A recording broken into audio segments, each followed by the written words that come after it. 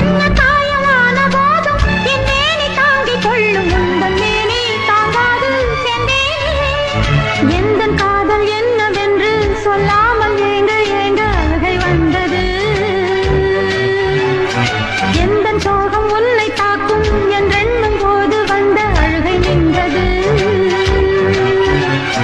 மனிதர் உணர்ந்து கொள்ள இது மனித காதல் அல்ல, அதையும் தாண்டி புனிதமானது.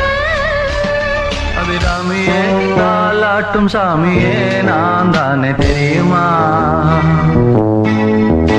சிவகாமியே சிவனில் நீயும் பாதியே அதுவும் உனக்கு புரியுமா? சுபலாலி லாலியே லாலி லாலியே